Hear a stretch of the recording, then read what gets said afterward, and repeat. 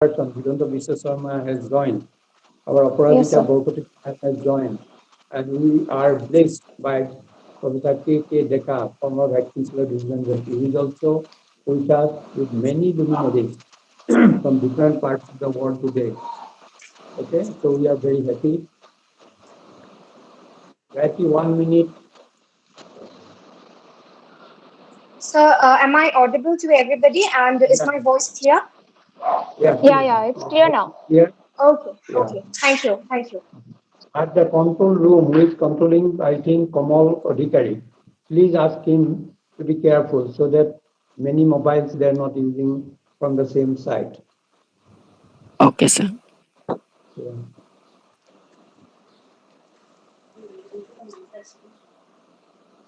Sankranti, please start. Yes, sir.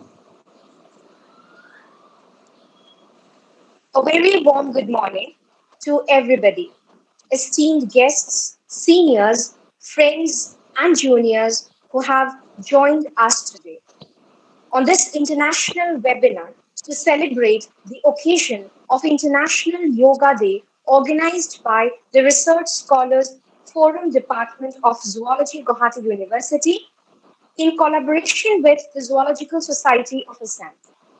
The Research Scholars Forum of the Department of Zoology, formed under the guidance of Professor Jogin Chandra Kalitasa, since its very inception has been involved in a number of activities, not just to promote zoological studies, but for the all-round progress of the entire student community of Assam. Yoga, as it is known in the West, took off in the late 1890s when Indian monks began spreading their knowledge to the Western world for the very first time.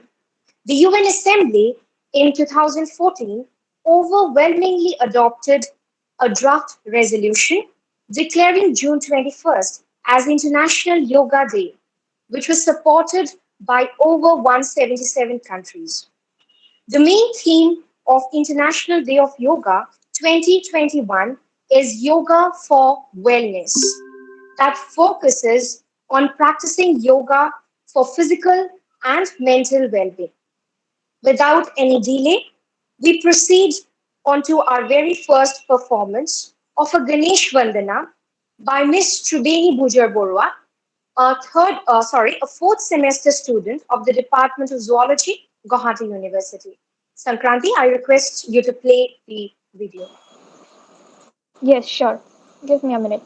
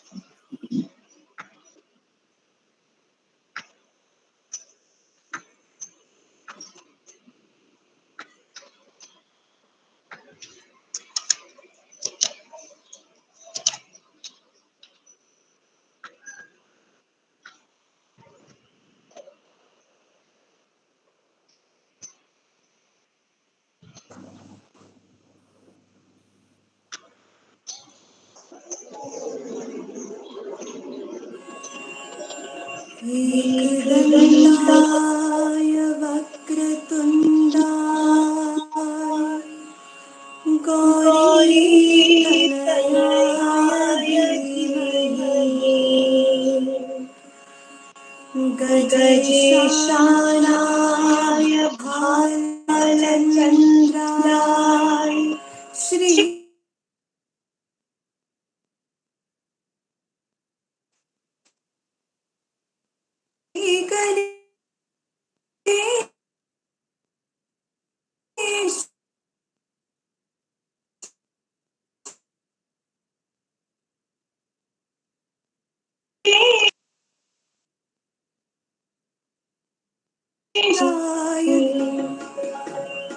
भालचन्द्राय गणदैवताय गणाध्याशाय धीमहि गुणप्रविष्टाय गुणशरीराय गुणमण्डिताय गुणेशानाय धीमहि गुणातीताय गुणाधीशाय गुणप्रवेशाय धीमहि एकदन्ताय वक्रतुण्डाय गौरीतनयाय धीमहि गजेशानाय भालचन्द्राय श्रीगणेशाय धीमहि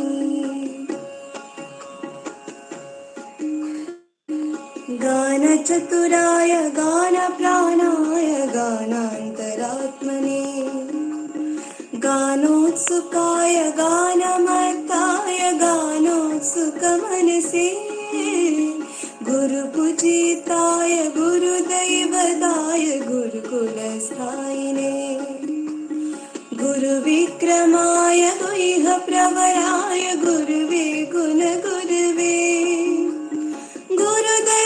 गुरुदैत्यगणक्षेत्रे Gurudharma सदाराध्याय गुरुपुत्र परित्रात्रे गुरुपाखण्ड खण्डकाय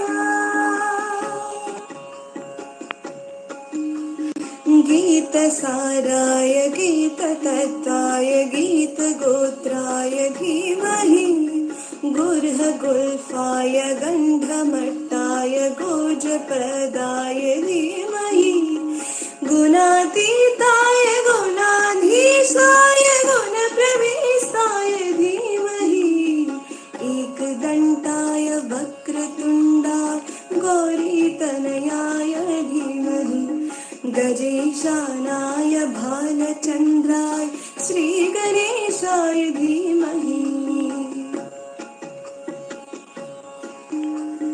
गन्धगीताय गन्धगेयाय गन्धन्तरात्मने गीतलीलाय गीतश्रयाय गीतबाजपतवे गेयचरिताय गायकवराय गन्धर्वप्रीकृते गायकाधीन विघ्नबघाय गङ्गाजलप्रणते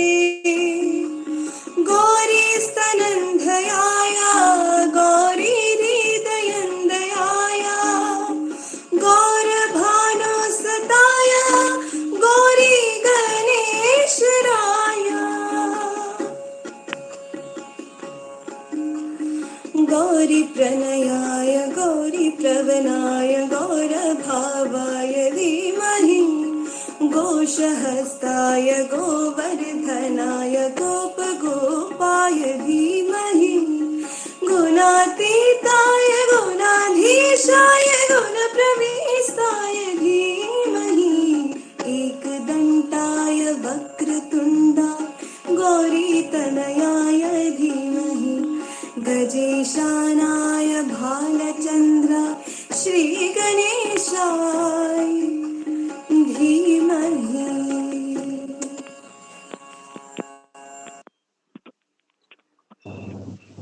Thank you, Sankranti. That was a student of fourth semester Department of Zoology, Ms. Tribeni Bujar Borwa. I thank her for such a wonderful performance and wish her very bright future. May I now request the chairperson for today's international webinar, Professor Jugen Chandra Kanita sir, who is also the head of the Department of Zoology, Guwahati University, to address the audience and enlighten us with his words of wisdom. Over to you, sir. Thank you, Gayatri Hazarika. Thank you, Tribeni Bujar Borwa, for your wonderful performance, Ganesh Bandana. I am very much delighted, and on behalf of the organizing committee, welcome Professor Lingaraja Gandhi, Honorable Vice Chancellor of Bengaluru City University. We know that he is very busy, but over the telephone when we talk, instantly he said yes. As it is a very important day for India today, in the international context, India is a great nation. We have one very dynamic, young, energetic, eminent author, translator, and follower of Sri Ramakrishna, Vivekananda, Sri Aurobindo. Digonto Biswa Sharma, and he will be delivering the main theme lecture on personality development aim in life. Our Professor Lingaraja Gandhi, who is the inaugurator and the chief guest today. We are delighted that my professor presently amidst us. She was the dean, she was the head of department, Professor Aparajita Borkotoki ma'am, and she is joining us as the guest of honor. We are also blessed by the precious presence of Professor Kandorpo Kumar Deka, eminent educationist and Vice Chancellor of Dibrugarh University, former Vice Chancellor of Srimanta Sankardev Mahapurush University, Nagaon, and also associated with quality, okay, aspects of higher education in India, who was the part of NAAC assessment in more than 200 colleges in India. We are delighted that many of the guests with us, amongst them our president, Priyabrata Laukar, president of Zoological Society of Assam, and working president, very dynamic, Professor Balendra Kumar Das, the Director Administration of USTM Meghalaya, with us. And also we have luminaries from across the world, from United States of America, from London, Australia, Japan, China, Bangladesh, and many more. I welcome all of you, as I have already mentioned, about the importance of this International Yoga Day today, as Gayatri has talked about the significance. I am sure the deliberation of Professor Lingaraja Gandhi as well as of Diganta Biswa Sharma will enlighten us about many aspects of life and quality of life, how we can improve, and especially the student community, research scholar from the dynamic from the Department of Zoology, which has been emerging recently as a big power in the society of Assam, connecting the world leaders, academicians, and many eminent scientists and social engineers. And we are together to make our India more brighter in the future to come. So with these few words, once again, I welcome all of you involved with this and also the well-wishers joining from different corners of the society, different parts of the world. Wish you a good day. Thank you. Thank you so much, sir. I'm sure without your guidance, this wouldn't have been possible today. So you indeed deserve all the gratitude and thanks. Now, moving forward, we are indeed very fortunate to have amidst us a very renowned academician, Professor Lingaraja Gandhi, sir, Vice Chancellor of Bengaluru City University. I welcome you, sir. Before uh, Thank you, sir, for joining us today. May I now request Ms. Sankranti Devi, research scholar of the Department of Zoology, to kindly introduce her in front of the audience. Thank you so much, Gayatri. A very warm good morning to all the dignitaries, speakers, and the participants gathered today on the occasion of World International Yoga Day. Myself, Sankranti Devi, Research Scholar, Department of Zoology, Guwahati University. It's my honor and great privilege to introduce before you a great personality of India, born on the 14th of November 1959, Professor Lingaraja Gandhi sir, who is presently serving as the Vice Chancellor of Bengaluru City University. Looking back to his journey, Professor Gandhi received his bachelor's degree in English, journalism, and public administration from the prestigious Maharaja College, Mysore. He was awarded the master's and doctorate degrees in English from the Department of Studies in English, University of Mysore, in the years 1983 and 1998, respectively. Blessed with an amazing experience of 39 years in the fields of teaching, research, and administration, he had been serving as a visiting professor of English in the Department of English at the University of IBB, Republic of Yemen. He is rendering selfless service as a professor of English since 2007 at the University of Mysore. He has also graced numerous posts like the Registrar of Karnataka State Open University, Registrar of University of Mysore, Professor and Director of Directorate of Distance Education, Dean Faculty of Arts, and Dean Faculty of Education in Bengaluru City University, and many more.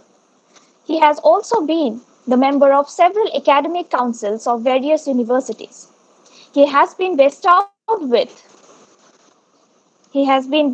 with a number of uh, awards like the UGC Travel Grants for the presenting of paper at a conference in Stellenbosch University, South Africa, and another paper presentation in the Triennial Conference in Colombo of Sri Lanka, and many more fellowships like the UGC Visiting Fellow at the IKS Khairagarh, India. A total of 5 students have been conferred doctorate degrees with one candidate pursuing under his able guidance. He has been involved in various academic administration like being a nodal officer for the RUSA, nodal officer for the NIRF ranking in the University of Mysore, along with being a coordinator of various courses. His publications include 5 books, 14 international articles, 19 national articles, 13 international book reviews, and 35 course materials for postgraduate students. A total of 14 workshops and conferences were coordinated and organized under his able leadership, and he was a resource person of about 26 workshops and conferences. He has also depicted his ability by presenting 2 conference presentations abroad and 14 conference presentations in the country. He has also been invited as the resource person to deliver special lectures in various universities. He has also been the chairman and member of the expert committee in various academic, administrative, reform committee, and university authorities. Words fall really short to describe the long list of achievements and services he has provided to the nation. This short oration is not sufficient to justify his versatility in the field of education, but we are really blessed and grateful to have such an eminent personality amidst us. We welcome you, sir. Thank you so Over to you, much. sir. Thank you. Thank you so much. Uh, Thanks for that elaborate and generous introduction, Ms. Sankranti Devi, uh, president of this morning's program.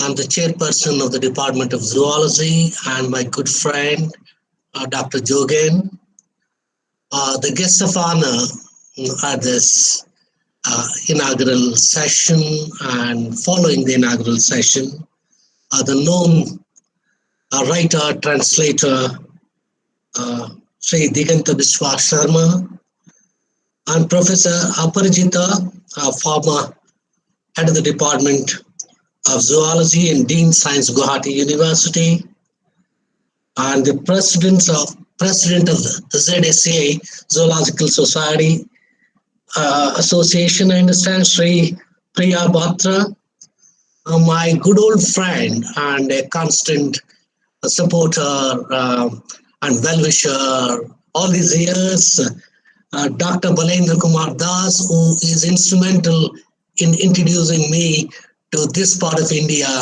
that's Northeast India, Guwahati, Shillong, and other parts, and all the other distinguished invitees, participants, students on this program.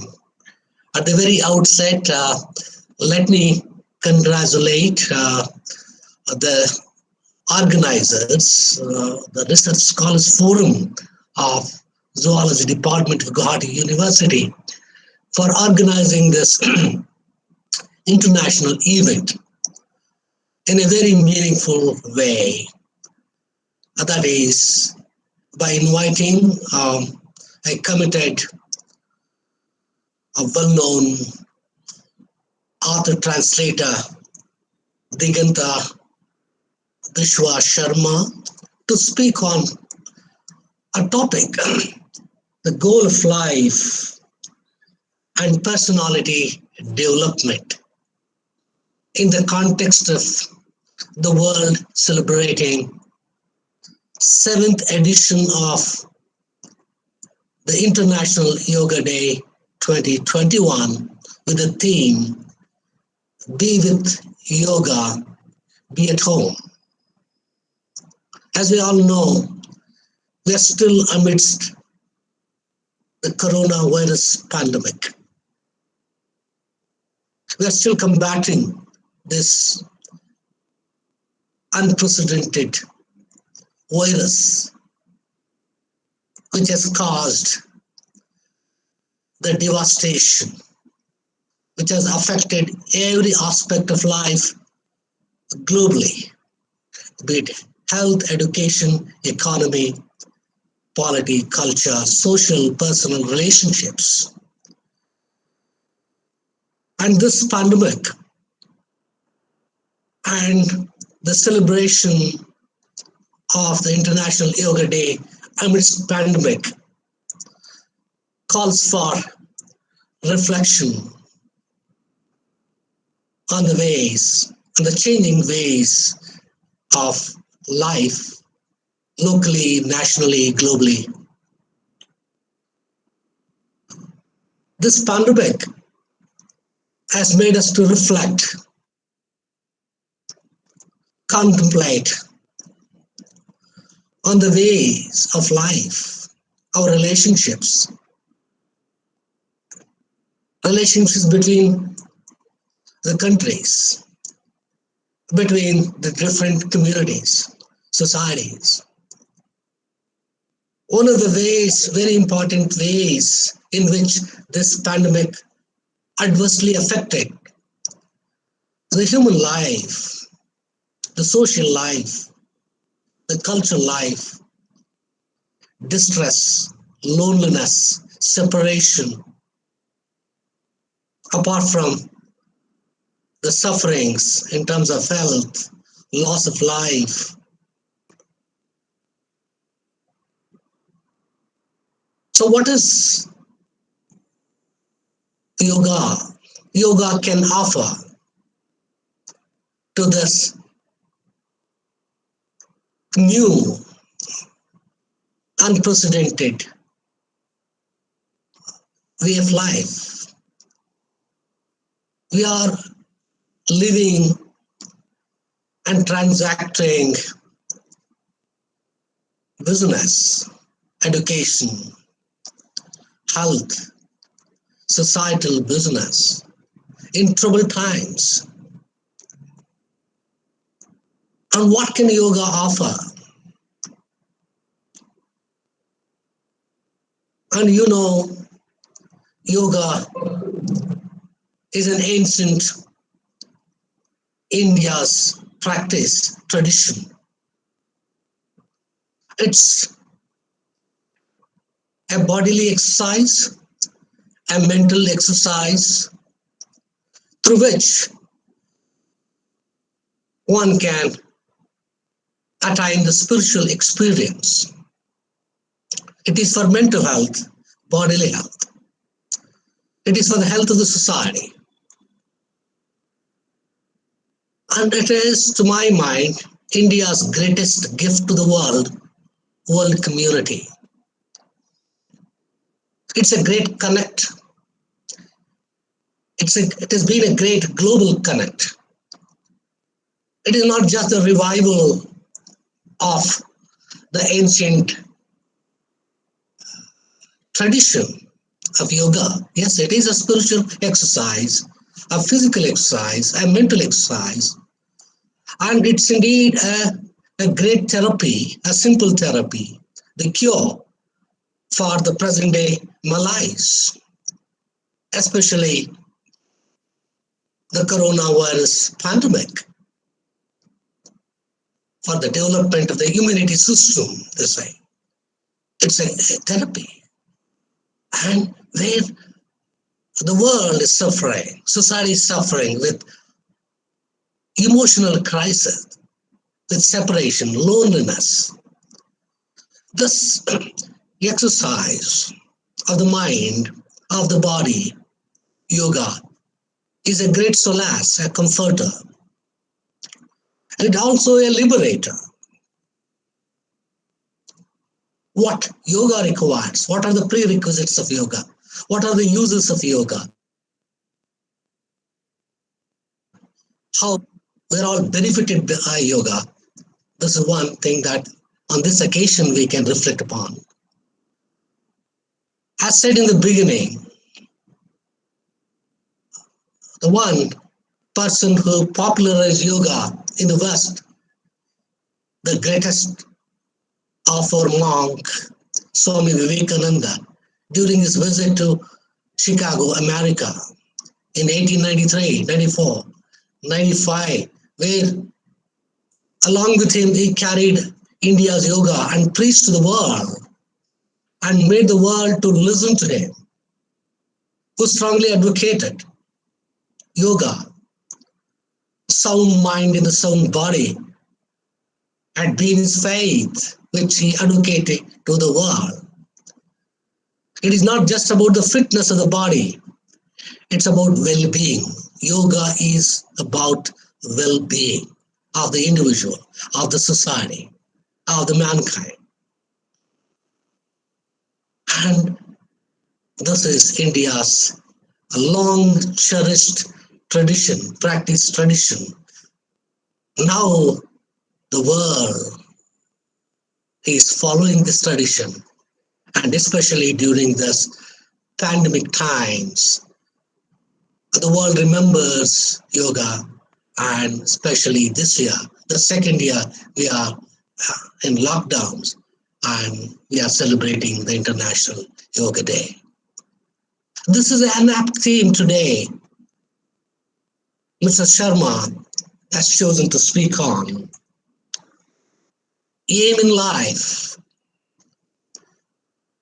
This crisis, this moment, this global international situation where each one is separated from the other.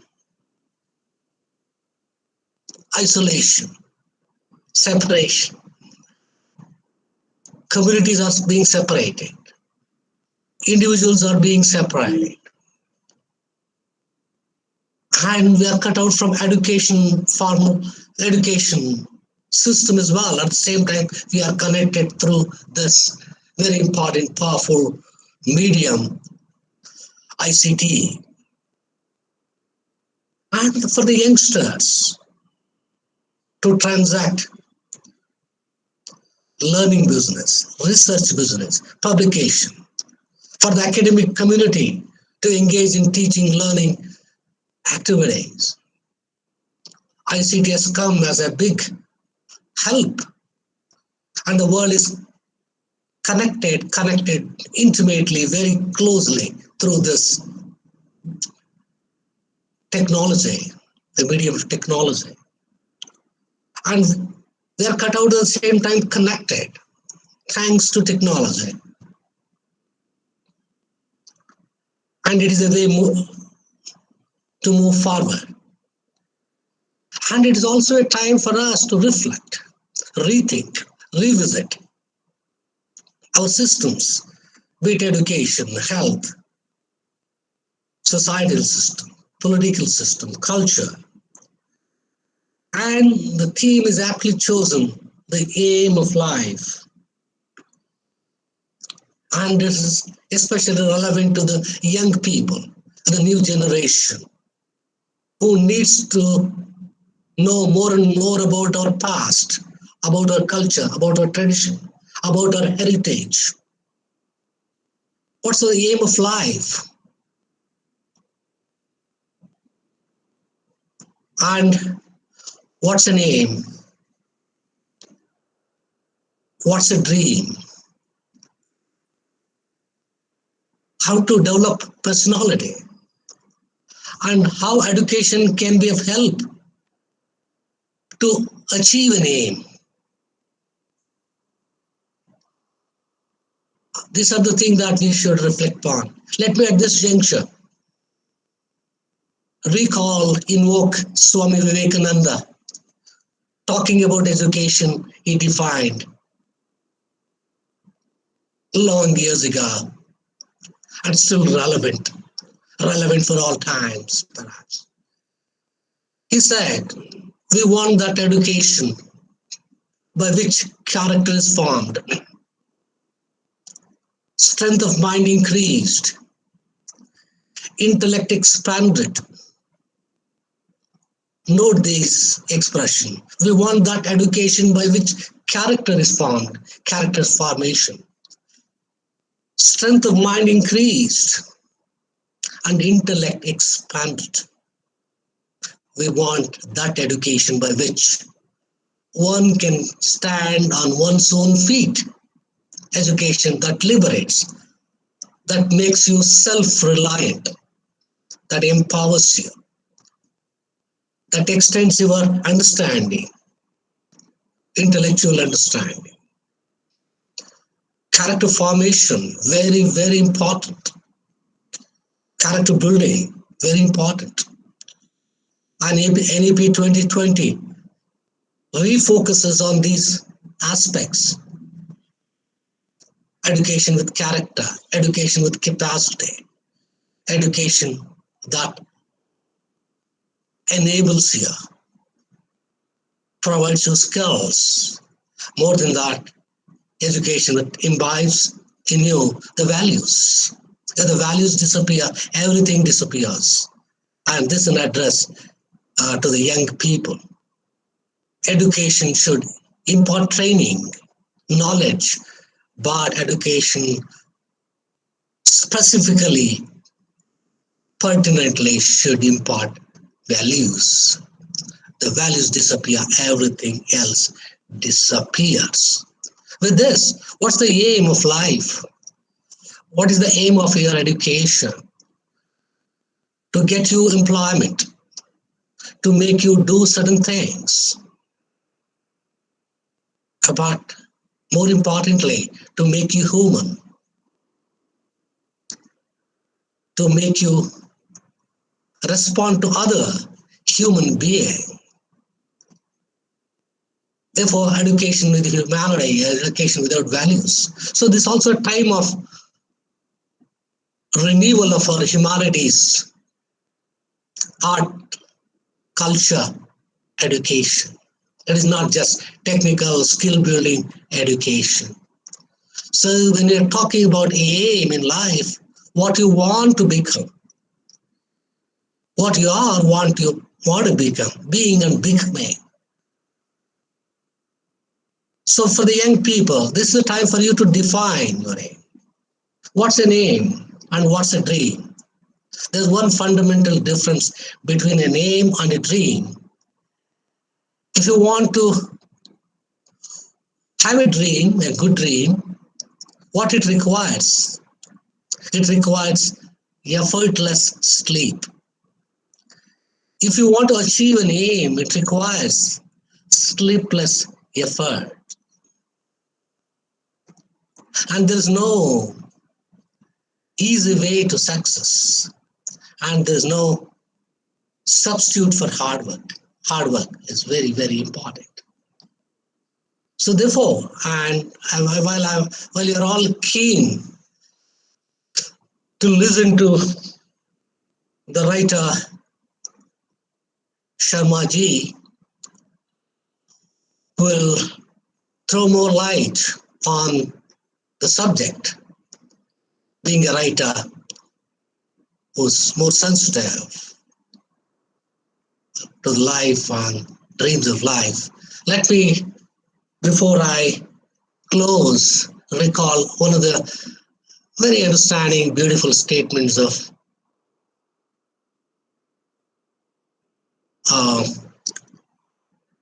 the former President Abdul Kalam ji, the late Abdul Kalam ji,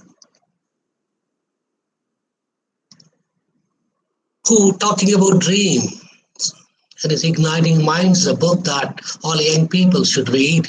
And very happy that Dr. Jogan is organizing conferences, seminars like this to motivate, inspire, guide the young people, not only in their subject, in their domain, but in creating awareness about all aspects of life. Abdul Kalam, in his Igniting Minds, if I'm right, says, dream is not. Everyone has to have dream. As young people, you need to have more dreams. Dreams are very, very important for everyone. Without dream, we can't travel the younger world. We have to have dream. But what's a dream? Dream is not what you see in sleep. Dream is that which doesn't let you sleep. Pursue the dream. What are your personal dreams? What are your personal goals? What you want to become personally? Yes, have a degree, have an employment, get married, own a house, own a car, have a family. This is your personal dream. Yes, as individual, you have to have this dream. But what are your family dreams? What your family wants to become, which has supported you, nurtured you, nourished you? What are your community dreams? What are your societal dreams? What are your national dreams? What are your international dreams? What's a tough society that you want to see? And this is the time, perhaps the right time, the pandemic time, for us to reflect on life, aim of life, and the education that you want to pursue, and the society that you want to have, the nation that you want to build. And I thank the organizers, my good friend Jogan, who always invites me, who remembers me in all such occasions. Thanks for giving me an opportunity to share my thoughts, to share my dreams, to share my views with the community of learners, the world community. Especially, it is always a joy to address the young people. And before I conclude with this statement by Matthew Arnold, who has authored Culture and Anarchy. And this is for all of us to cherish and follow. We have to leave the world better and happier than we first found it. Thank you so much. Thank you so much. Thank you so much, sir. We are indeed very privileged and fortunate to have you with us today. And like you said, during these trying times when the entire world is looking towards India, we as younger generations of India, as the future generation, has a lot to do. And this generation definitely needs to cherish and take pride in our culture. Thank you so much, sir.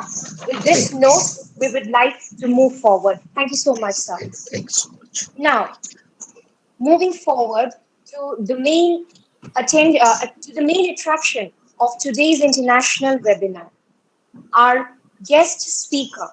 We are very fortunate enough to have with us today Diganta Vishwakarma, sir. I offer my heartfelt gratitude to you, sir, that in spite of your busy schedule, you agreed to be with us today. He is one such personality who needs no introduction. Since a very young age of my life, I have looked up to you, sir, as my debating guru. I have had the opportunity to attend a few of his lectures and workshops by the Debaters Forum of Assam. Okay.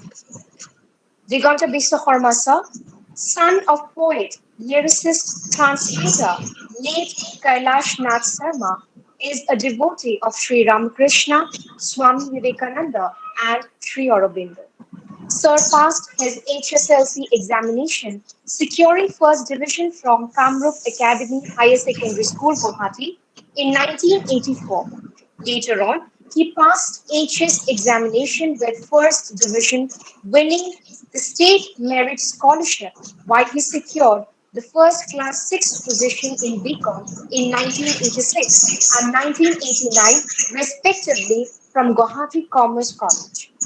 He took his master's in commerce from Guwahati University with first class in accountancy and passed LLB from Guwahati Law College, Guwahati. He edited School magazine at a very young age in 1983 as an elected magazine secretary of the School Students' Union, while he was elected as the General Secretary of Guwahati Commerce College Students' Union in the year 1986.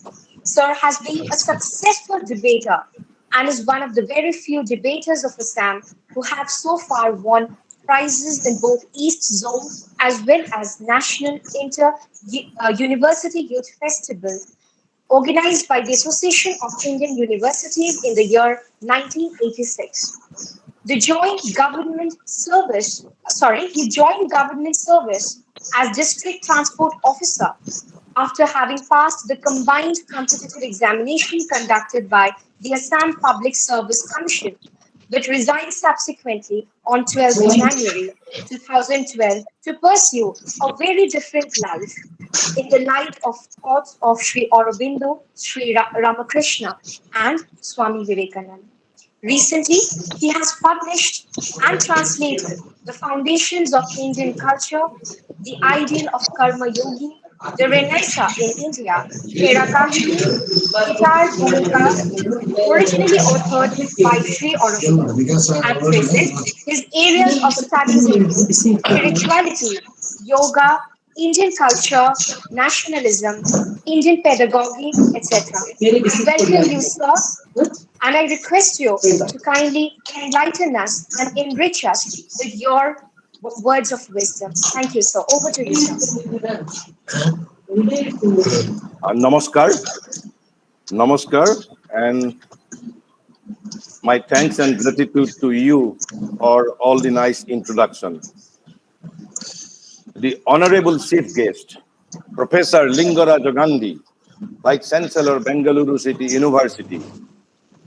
The guest of honor, the Revered Professor Aparajita Borkotaki, the esteemed Professor Priyabrata Lohkar and Dr. Balendra Kumar Das, the President and the Working President of the Geological Society of Assam, respectively, and the respected Head of the Department, Professor Jogen Chandra Kolita, Department of Geology, Guwahati University, General Secretary, Geological Society of Assam.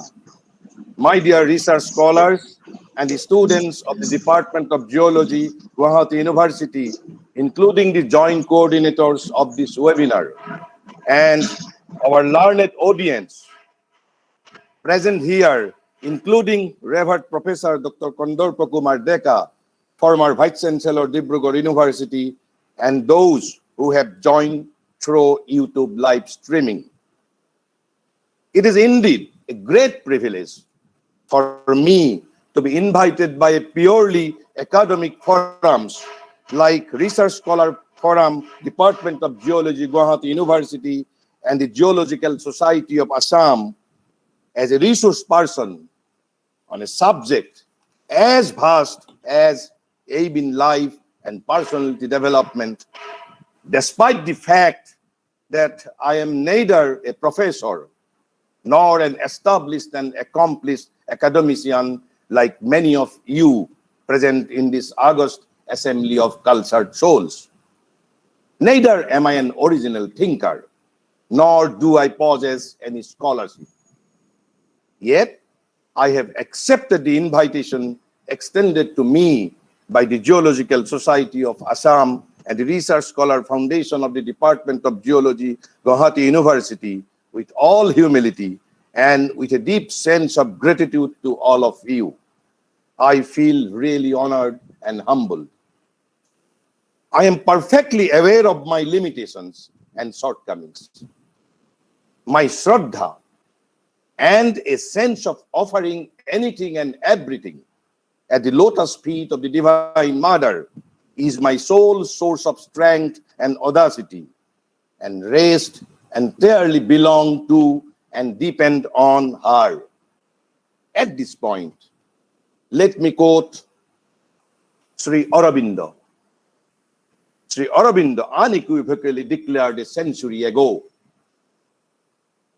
"We believe that it is to make the yoga the ideal of human life that India rises today.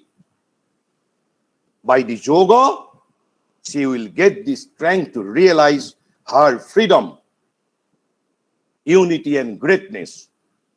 By the yoga, she will keep the strength to preserve it. It is a spiritual revolution. It is a spiritual revolution we foresee, and the material is only its shadow and reflex. Then another prophetic quote, prophetic utterances of Sri Aurobindo. Let me quote here.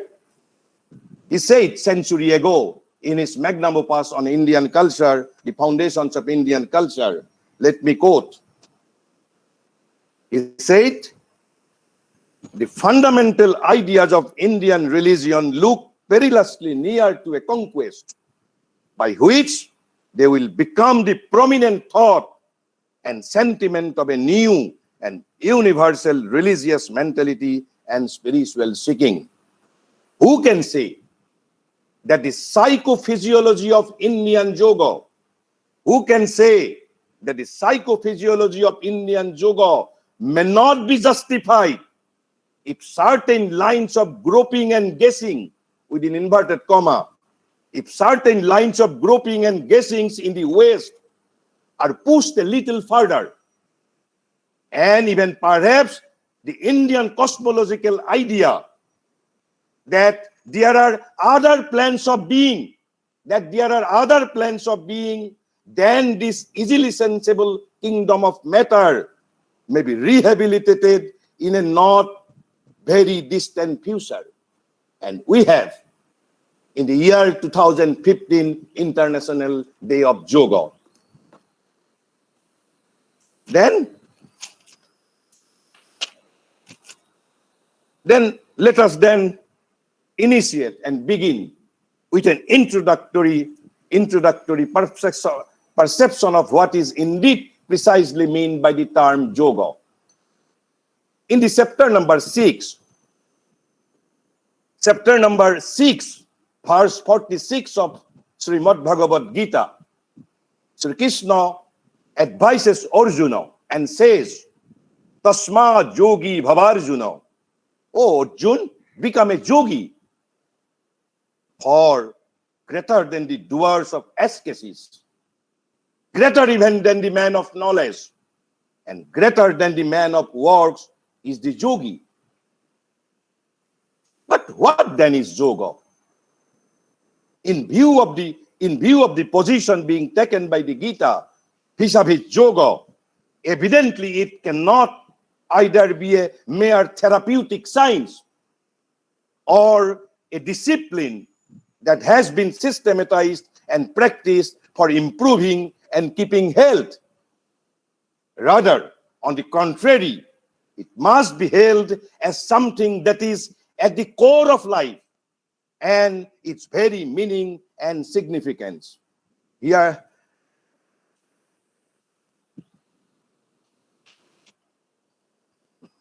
Sri Aurobindo says, pranayam and asanas, concentration, worship, ceremonies, religious practice are not themselves yoga, but only a means toward yoga. So asanas and pranayams are not themselves yoga. They are only a means towards yoga.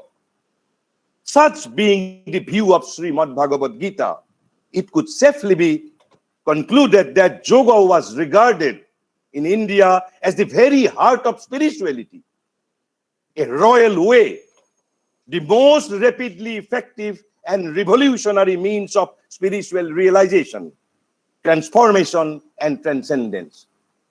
Spiritual realization, transformation, and transcendence, while the other spiritual ways and methods are but a process, preparations, subsidiary aids to purification and progress. Sri Aurobindo says, all yoga in its nature, a new birth. A new birth.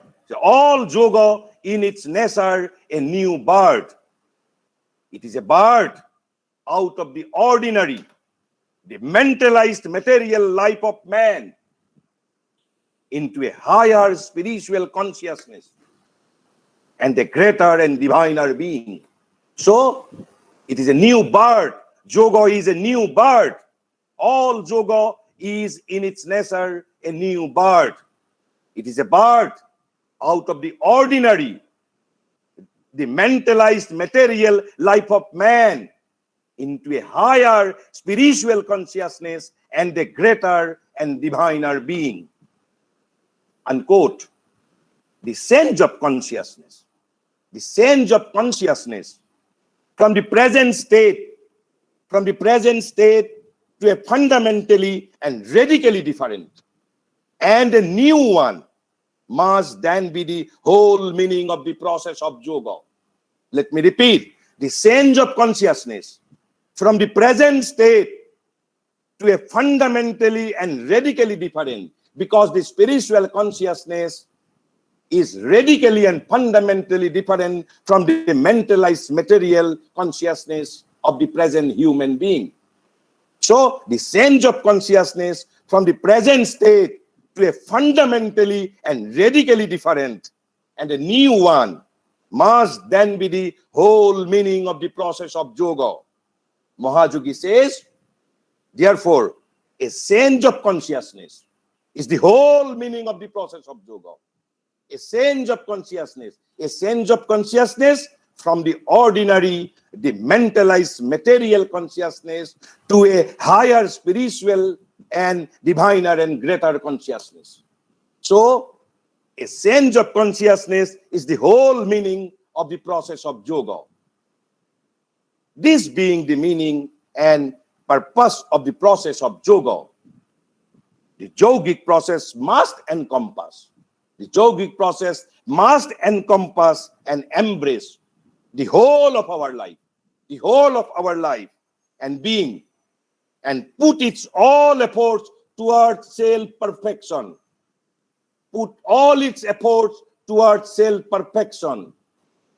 How?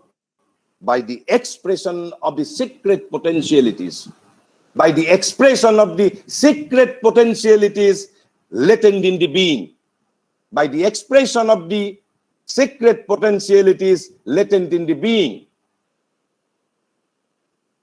Maharishi Sri Aurobindo says in one of his magnum opuses, The Synthesis of Yoga, let me quote, in the right view, both of life and of yoga, all life is either consciously or subconsciously a yoga. All life, either subconsciously or consciously a yoga. For we mean by this term a methodized effort towards whom? Towards what? Towards self-perfection. And by how? Towards self-perfection, by the expression of the secret potentialities latent in the being. And highest condition of victory in that effort, a union of the human individual with the universal and transcendent existence we see partially expressed in man in the cosmos. This transcendent existence is very much within us. Rather, we are a portion eternal of that existence. Gita says, who are we? We are the portion eternal of the divine. Mama eva angsha sanatana. I am a soul. Likewise, the whole universe is also a soul. So, Mahayogi says, highest condition of victory in that effort, a union of the human individual with the universal and transcendental existence. With the universal as well as the transcendental existence. We see partially expressed in man and in the cosmos. So what are the object or goals of yoga? First one is self-perfection. And the second one, as highest condition of victory in that effort, a union of the human individual with the universal and transcendental existence. And what is the process? By the expression of the secret potentialities latent in the being. And it must be a methodized effort. And for this union and for this self-perfection, we have to change our consciousness. We have to change our consciousness from our ordinary mentalized material life or the mundane consciousness to a spiritual consciousness, to a greater consciousness, to a diviner consciousness, which is fundamentally and radically different from the mundane consciousness. So, a change of consciousness is the whole meaning of the process of yoga. We would like to discuss today's appointed topic. Against this backdrop, our perception of yoga, as has been discussed and explained above. Self-perfection is the key.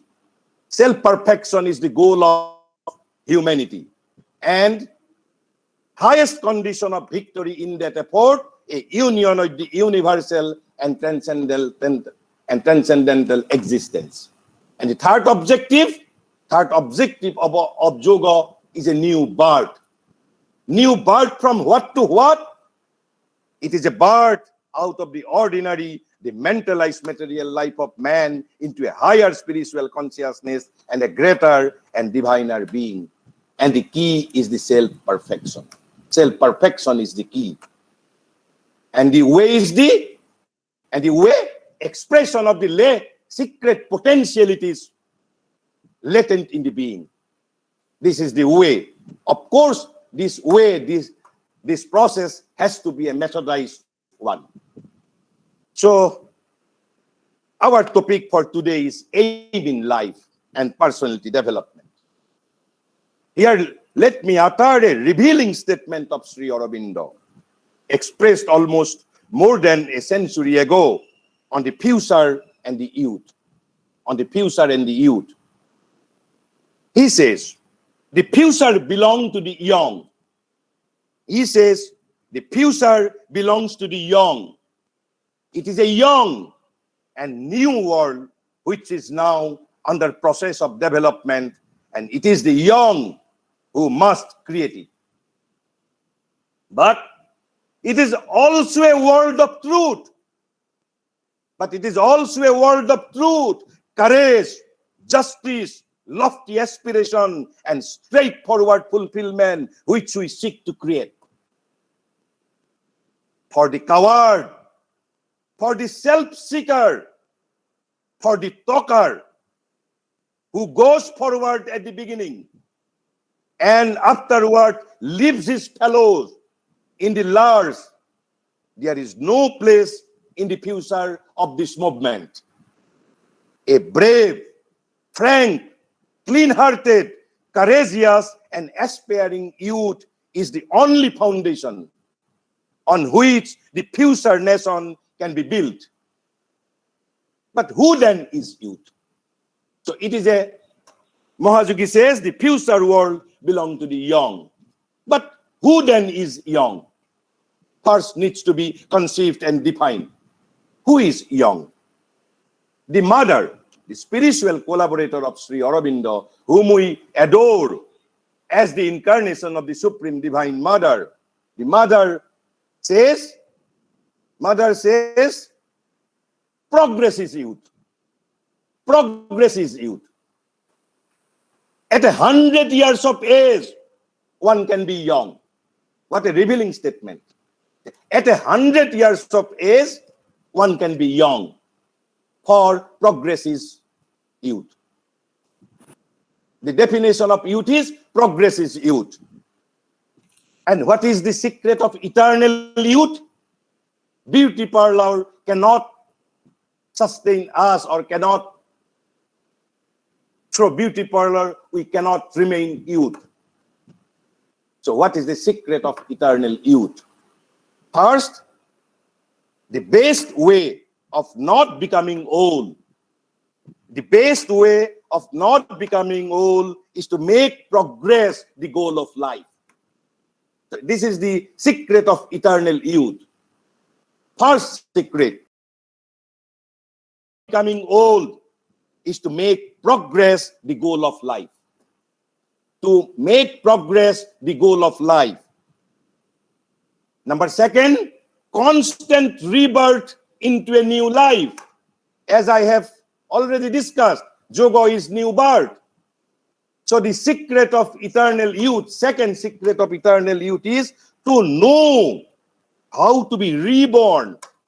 To know how to be reborn into a new life at every moment is the secret of eternal youth. Third, an insatiable thirst for progress is the secret of the eternal youth. Insatiable thirst for secret.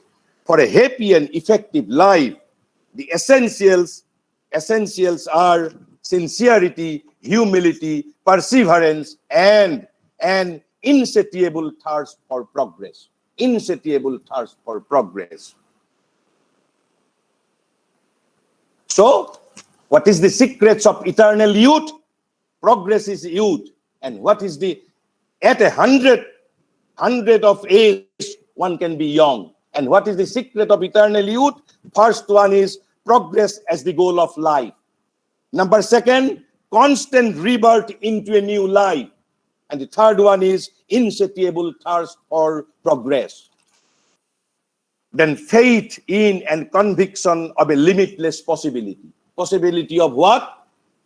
A faith in and conviction of a limitless possibility of progress.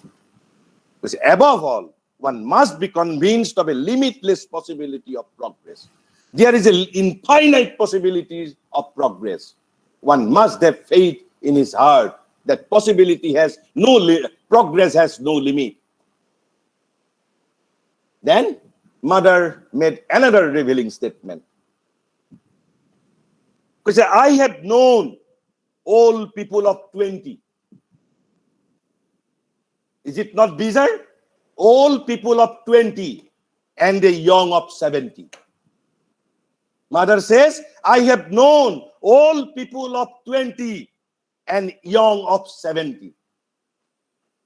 For why she is saying all these things? For old age does not come from a great number of years.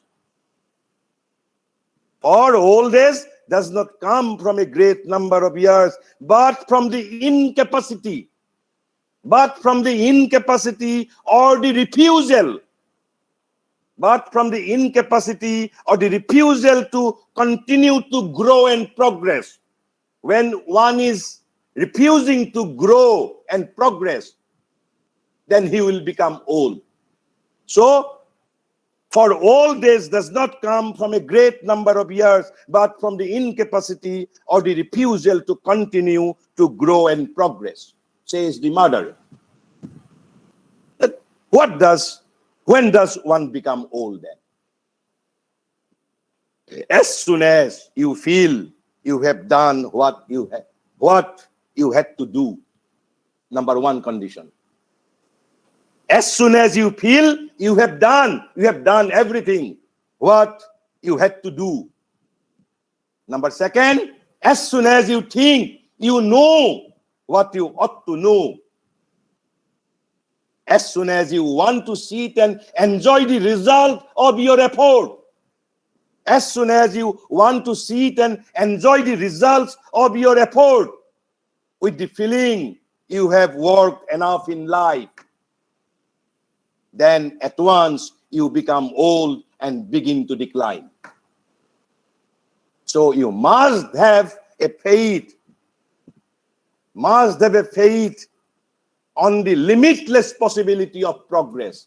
And that's why mother is saying that I have known old people of 20 and young of 70. Then when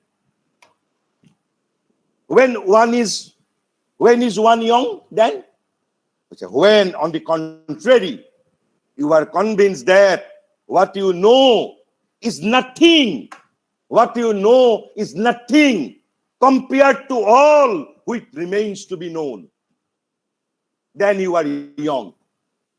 When you feel that what you have done is just the starting point of what remains to be done,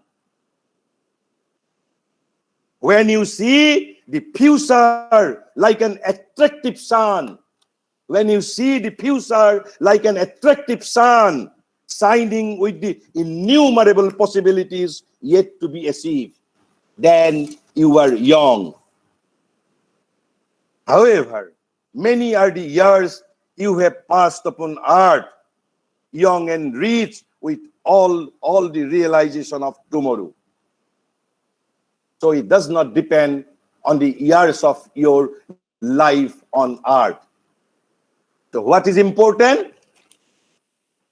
You are convinced that what you know is nothing compared to all which remains to be known. What you have done is just the starting point of what remains to be done.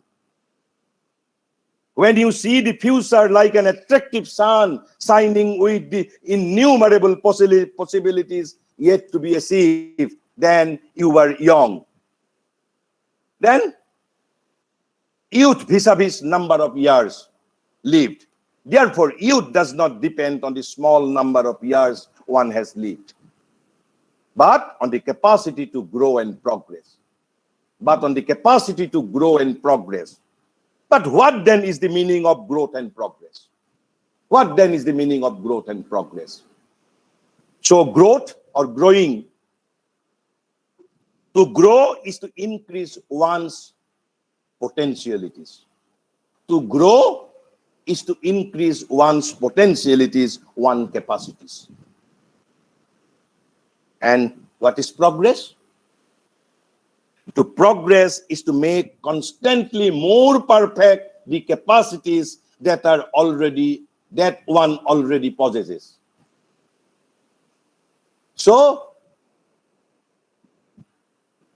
on the contrary, so youth does not depend on the small number of years one has lived, but on the capacity to grow and progress. But what then is the meaning of growing and progress? To grow is to increase one's potentialities and capacities. And to progress is to make constantly more perfect the capacities that one already possesses. Then what is the difference between perfection and progress? Perfection is not a maximum or an extreme. It is an equilibrium and a harmonization. Perfection is not limit or summit. Perfection is not a summit. It is not an extreme. There is no extreme. Whatever you do, there is always the possibility of something better. And exactly this possibility of something better is the very meaning of progress. This possibility of better. So, and exactly this possibility of something better. There is always the possibility of something better. And exactly this possibility of something better is the very meaning of progress. Then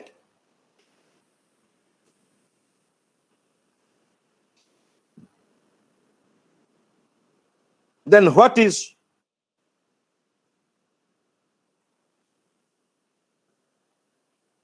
perfection? Then what is perfection? Perfection is all that we want to become in our highest aspiration. I have said perfection is not a maximum or an extreme. It is an equilibrium and a harmonization. Later Mother says, the perfection is all that we want to become in our highest aspiration. So the aim of our yoga is to realize self-perfection by the expression of secret potentialities latent in the being. So perfection is all that we want to become in our highest aspiration. How we can realize perfection? Because a thirst for perfection is constant and multiple aspiration. Constant and multiple aspiration. So this is all about youth all about perfection and progress. Then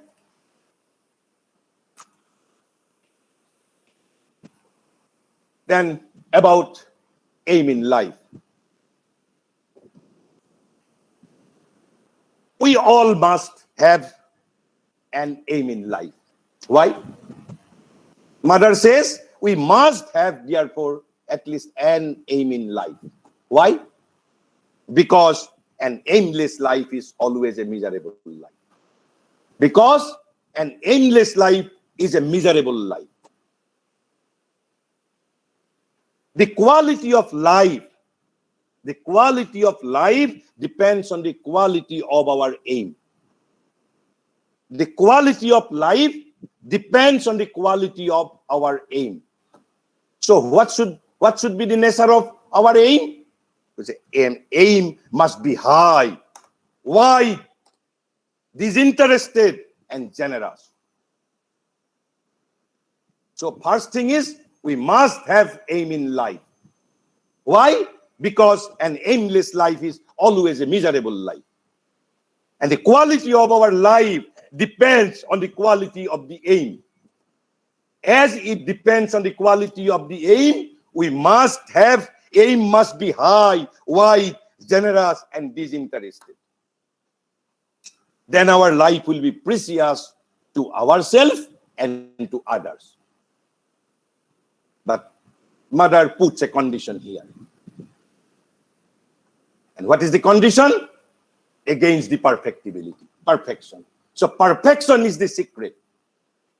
It cannot be perfectly realized. It means aim. Whether it is high, wide, generous, and disinterested, it cannot be perfectly realized unless we have realized perfection in ourselves. So this is the condition. So in our yoga also, object is self-perfection. The secret of eternal youth is also perfection and the progress. And even to realize the aim in life, the secret is perfection within ourselves. Here let me quote Mother one revealing statement again. Mother says, do not aim at success. Entire world is after success. Here Mother says, do not aim at success. Mother says, our aim is perfection. Our aim is perfection. Vivekananda says, education is the manifestation. Manifestation of what? Manifestation of the perfection already in man. So everybody is talking about perfection, perfection, perfection. And where perfection lies? Perfection is already within us. So we have to start an inward journey. Those who belong to education department, they must have known that UNESCO in the year 1996, under the chairmanship of Jacques Delors, published an educational document, and which is the latest, where it says the very title of the document is Learning the Treasure Within. Learning the treasure within. Education is not a process outside, inside. Education is a process inside, outside. And that is why Vivekananda is saying education is the manifestation of perfection already in man. That is why Mother is saying, do not aim at success. Our aim is perfection. And here, Mahayogi says two things about. One is said by thinker and other was said by the rishi. But the modern world has accepted the sayings of the thinker and rejected the vision of the rishis. Let me quote, moreover, although man has not yet really heard and understood the message of the sages, and what was the message? Know thyself, Atmanang Vidhi, know thyself. He has accepted the message of the thinker, educate thyself. Educate thyself is the message of the thinker. But know thyself, because my perfection is within me. That is the object of the yoga. That is the object of aim in life. Without perfection within us, we cannot realize our aim in life. Now, then, what is the common aim in life? Here there are lots of youngsters. What is our common aim in life? 4 things.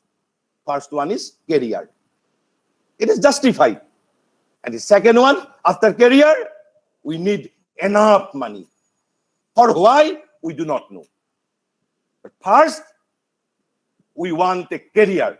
At least I am unemployed, I want a career. And it's a very justified aim in life. Very justified. But immediately after engagement, we need more money, more increment, more and more money. And when career and money is assured, then the third need arises. And what is the third need? Fame. I have to be famous. Fame. Still, we are not satisfied. We need another one. And the fourth one is power. Fourth one is power. So these 4 are the common aim in life. Career, money, fame, and the power. And these are justified aim in life. But these constitute only the outer stream of life. This constitutes only the outer stream of life. We need happiness. We need happiness, joy, satisfaction, contentment. Even the first rank holder of UPSC commits suicide. Why?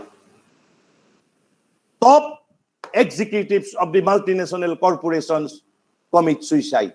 Why? Because career, money, fame, and power cannot make us great, cannot make us happy. So this is only the outer stream of life. We need to discover our inner stream of life too. Inner stream of life. And what is the condition of a joyous life? The 2 streams run in parallel throughout the life. It is not that inner stream of life has no effect on life. 2 streams, the outer stream of life and the inner stream of life, the 2 streams run in parallel throughout life. And life is joyous. When joyous? When inner and outer aims are in harmony. But do you know ourselves? Because only the outer is visible. Only the outer is visible. 90% of our life is consisting of our inner stream of life. And what is the outer stream of life then? First one is childhood. Childhood is consisting of schooling and college. Then youth, consisting of higher education. First job, then marriage. And third, middle age, buying a home, raising family, children's education. And the last is old age. Children's marriage, retirement. This is all about our life. Career, money, fame, power, and stage-wise, childhood, youth, middle age, and the old age. And what are our functions in life? Schooling, colleges, higher education, job, marriage, buying a home, raising family, children's education, then children's marriage, retirement, and then dying.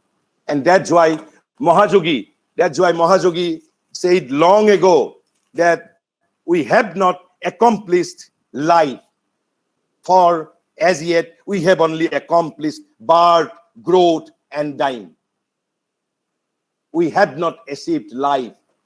What we have achieved, for as yet we have only accomplished birth, growth, and dying. But what is the inner stream of life then? What is the inner stream of life? Do I have a restless mind? Do I have a restless mind?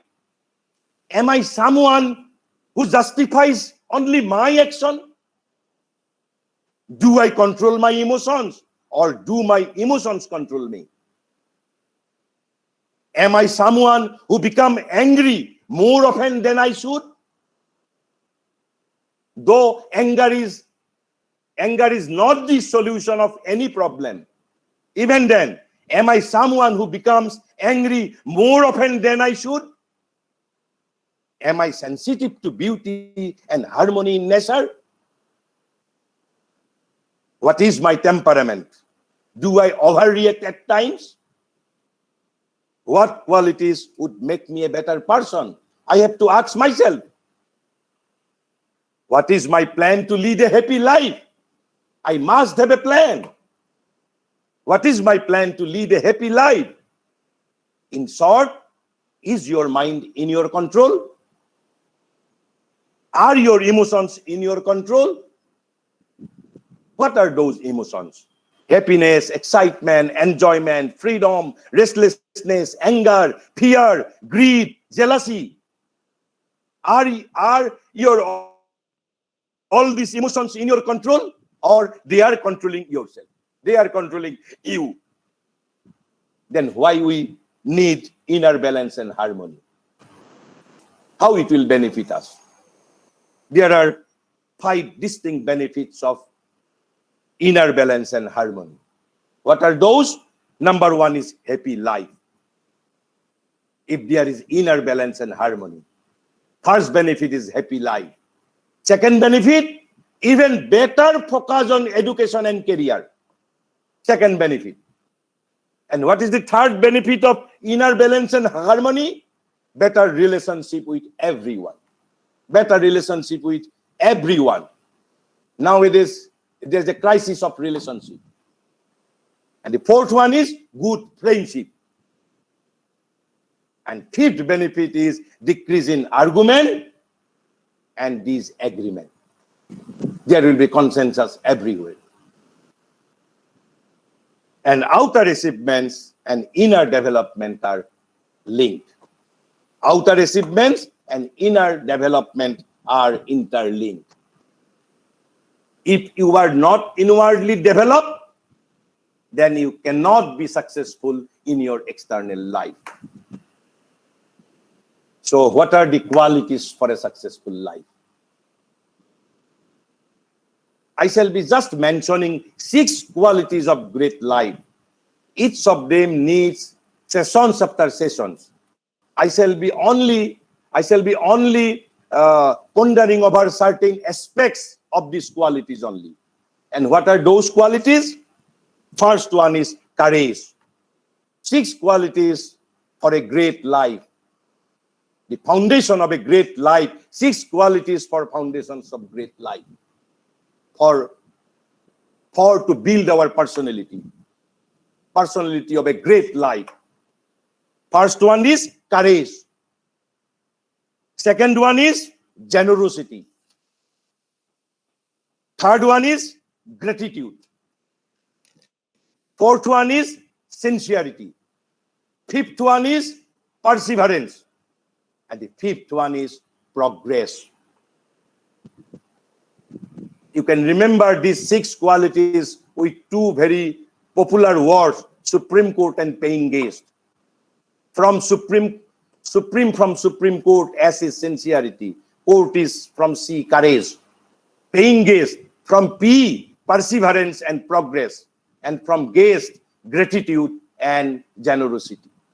These 6 are the qualities to build are the qualities or the foundations of great life. Then inner growth comes through self-observation. How I can grow inwardly. There are 3 specific processes we have to ask ourselves always, at all the time. What are those questions? There are only three simple questions to begin with. Why am I here on this earth? I have to ask always. Why am I here on this very earth? First question. Second question is, what is the purpose of my life? What is the purpose of my life? And the third one, what exactly do I want to achieve in this life? Then why this alignment of inner and outer streams are required? We have heard about alignment of wheels of motor cars. When there is no alignments in our wheels, what happens? Accidents takes place. Likewise, when inner and outer streams align, there is harmony and progress. And when not aligned, there is disharmony and progress is difficult. So choose a career. It is for our youngsters. Choose a career that is aligned with your nature. Align your nature and career if at all possible. Because alignment of inner stream of life and the outer stream of life are very much required. Otherwise, when not aligned, there is disharmony and progress is difficult. So now let me summarize, and before that, how I can be a better person. How I can be a better person then. Here, Mahayogi says one peculiar statement. In one statement, there is past tense as well as present tense. Mahayogi says, ego was the helper. Up to a certain stage of evolution, whether individual evolution or the collective evolution, for ego was the helper. But after a certain stage, ego is the bar. And what is the ego? The separative, narrow I consciousness. So, steady growth comes from expanding beyond small I. Vivekananda says, expansion is life, contraction is death. Expansion is life, contraction is death. But up to a certain stages of evolution, ego may be a helper. But after a certain stages of evolution, certain state of development, ego becomes a bar. So, steady growth comes from expanding beyond small I. And how I can expand my consciousness? Again, here is a small tips. Accepting responsibility of family, society, country makes one a larger person. Stages after stages. So first I, then family, then society, then country. So accepting responsibilities of family, society, country makes one a larger person. So become a better Indian. And how I can be a better Indian? Not joining an organization. Even without joining an organization, I can be a better Indian. So first, depend in knowledge of India's rich culture. Depend in knowledge of India's rich culture. Learn about the local historical places. Study epics and scriptures to deepen your understanding. And bring India's glory alive in you. Bring India's glory alive in you. It is by being sincere, courageous, enduring, and honest that you can best serve your country, even without joining an organization. But you have to keep it alive in your mind. What is this? A spiritual ideal has always been the characteristic idea and aspiration of India. So now let me just recap what I have said. So we often accept common aims of life as our own aims of life without thinking adequately. Number second, we need to think broadly for ourselves and come up with holistic aim of life. What is visible in us on the outside is only 10%. Inside we are much more, like inside, like the ocean. What is visible is only 10% of the ocean, because ocean is called Ratnagarbha. Which is, what is visible in us on the outside is only 10%. Inside we are much more. And self-observation helps in inner growth. Important inner qualities have to be identified and strengthened, which I have just mentioned. One should try to take on a larger role in family, society, and country. The outer stream of life and the inner stream of life should be aligned for harmony in life. Then let me just ponder over certain aspect of the 6 great qualities which I had just mentioned. So, what is courage? What is courage? Mother says, courage is a sign of the soul's nobility. What a beautiful definition. Soul's nobility, courage. Just a preliminary observation, because these things, this quality needs sessions after sessions. So courage is a sign of the soul's nobility. Courage is the total absence of fear in any form. Then generosity. What is called generosity? Generosity is to find one's own satisfaction in the satisfaction of others. So you have to be satisfied in the satisfaction of others. That is real generosity. So generosity is to find one's own satisfaction in the satisfaction of others. To be generous is to be benevolent towards everyone. Not only materially, but also in the heart and in the mind. It means always to have good feeling towards all. And then what is called gratitude? There is no better cure for egoism than a happy gratefulness. Gratitude can build for us a robust foundation of a great life. Gratitude is the key. Sense of gratitude. So there is no better cure for egoism than a happy gratefulness. And what is perseverance? What is called perseverance? A persevering will surmounts all obstacles. A persevering mind or a persevering will surmounts all obstacles. And to realize anything, one must be patient. To realize anything, one must be patient. And the faster and more important the realization, the greater the patience must be. The greater the patience must be. Then what is sincerity? Every act of sincerity carries in itself its own reward. Sincerity has its own reward, and it carries in itself sincerity. There is only one true guide, but lastly, we have to remember who can be my guide.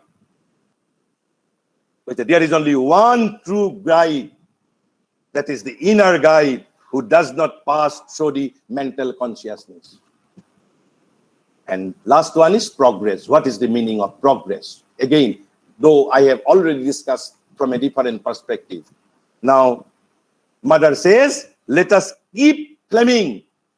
Let us keep flaming in our heart the fire of progress. Let us keep flaming in our heart the fire of progress. And then what is progress? The progress is the reason why we are on this earth. So I am grateful to all of you.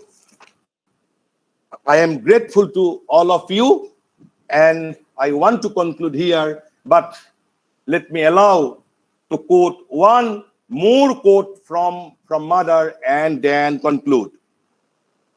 It is the growth of consciousness. It is if the growth of consciousness were considered as the principal goal of life, many difficulties would have found their solution. And then it is by a constant inner growth. It is by a constant inner growth that one can find a constant newness, the cure for depression. It is by a constant inner growth that one can find a constant newness and unfailing interest in life. There is no other satisfying way. Thank you. My gratitude to all of you, and namaskar. Thank you so much, sir, for such an enlightening speech. There are certain things which I'm going to take away from your speech. The first is self-perfection.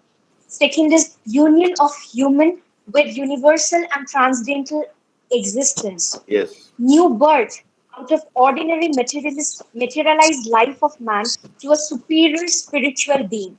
Ordinary And for the mentalized being- material mind. Ordinary material, mentalized material man. Mentalized, Okay, sir. yes. And for the being and becoming of every individual, we need to work upon our spiritual growth. That is very important. That is Because, our inner during growth. these- That is our inner growth. Okay, sir. Inner growth. Now, there are several questions, sir. There are several questions in the chat box. Sir, if you give your permission, then I would be very happy to put forward the questions to you, sir. So let us try one or two. You Okay, can sir. tell Okay, me. sir. Okay, sir. So there's a question. There's a question by Ms. Sangeeta Das, who's a research scholar of Department of Zoology. So she asks, sir, how can we keep our mind calm, and how can we manage anger and stress during hard times, sir? So the quote which I have last quoted, it is by a constant inner growth. It is by a constant inner growth that one can find a constant newness and unfailing interest in life. There is no other satisfying way. Constant inner growth. And how we can grow inwardly? I gave the tips. Let me quote once more. Who am I? I have to ask always. Who am I? Why am I here on this earth? Number two, what is the purpose of my life? And the number three, what exactly do I want to achieve in this life? These three questions, constantly, if we constantly ask these three questions within ourselves, then it will grow us inwardly. And this inner growth, which is most important for constant newness of life. So it is by a constant inner growth that one can find a constant newness and unfailing interest in life. So there is no other satisfying way. If the growth of consciousness were considered as the principal goal of life, many difficulties would find their solution. Why? The UNESCO says, actually it is India's message. UNESCO says, learning the treasure within. Learning the treasure within. In India, in Mahabharata, there is a chapter where it is said that there are 4 H's for any success. We need 4 H's. And Mahayogi has made it a long chapter in his synthesis of yoga. 4 H's. Do you know what are those 4 H's? Number 1 is Shastra. Shastra means the principle, processes which guides my realization. That is called Shastra. And the number 2 is the Utsaha. In English book, he has used the word Utsaha. Inspiration, encouragement, Utsaha. So we are here to constantly encouraging our youngsters. Because if I am allowed to allowed to, if I am allowed to quote a very powerful quote of Swami Vivekananda, teachers might be annoyed. Teachers might be annoyed. It's a very powerful statement. Vivekananda says, no one can teach. No one can teach. The teacher spoils everything. Vivekananda says, not me. The teacher spoils everything by thinking that he is teaching. Because just remember the definition of Vivekananda. What is education? Education is the manifestation of perfection already in man. UNESCO says, learning the treasure within. So you must have an inner guide. External teachers are the representative of the inner guide. External teachers have to become the representative of the inner guide. And the 4-8 says, first aid is Shastra, second aid is Utsaha, and the third aid is Guru. But who is the eternal Guru? The Sri Krishna whom we are carrying within ourselves. Sri Krishna says in the Gita, I am dear in your heart. And external teachers has to represent our inner Guru. And the 4th one is Kal, time period. So these 4 are the aids for any success, for any effort. Shastra, Utsaha, Guru, and the Kal. But Shastra is also, in India it is said, the eternal bed is within us. The eternal bed is within us. And the UNESCO says also, learning the treasure within. And therefore, the only duty of the teacher is to remove all obstructions from the way. He is not here to impart education. He is here to remove all obstacles from the way. No one was ever really taught by another. Each of us has to teach himself. The external teachers offer only the suggestion which rouses the internal teacher to work, to understand things. You have to grow from inside out. No can teach you, none can make you spiritual. There is no other teacher but your own soul. So you have to start an inward journey. And the next question? Thank you so much, sir. I hope the one who asked the question gets her answer. So there's another question by Hina Parveen. Sir, Yes. how to maintain a healthy timetable as we are kind of off from our institutions, like in this pandemic situation? So what should be the ratio of work time between doing our career-oriented work and self-improvement activities? So basically, she asked how to keep a balance, how to maintain a balance. I have to repeat these 6 great qualities again. You have to be sincere. You have to be generous. There must be perseverance in you. There must be unsatiable thirst for progress in you. These are external things. How to maintain a timetable. If you are inwardly developed, if you are sincere, if you are generous, if there is gratitude in you, if there is perseverance in you, if you are sincere, then these things will be automatically taken care of, I think. Though I have not specialized myself all these things. Thank you so much, sir. If the inner stream of life and if you can link your outer stream of life with the inner stream of life, then all problem will be automatically taken care of by your inner guide. That is within you, whom you are carrying within you 24 hours. He will be guiding you. He or she will be guiding you, brother. Thank you, sir. Thank you, sir. Sir, there's a very interesting question by Bhashwat Ranjan Bora. He's a research scholar. So he asks, how do we reduce our dependency on electronic devices and maintain a healthy sleep-wake cycle? So as we all know that the new generation are very busy with gadgets. So how to reduce this, sir? Again, I have to speak by inner growth, by the alignment of external life, external stream of life, and the inner stream of life.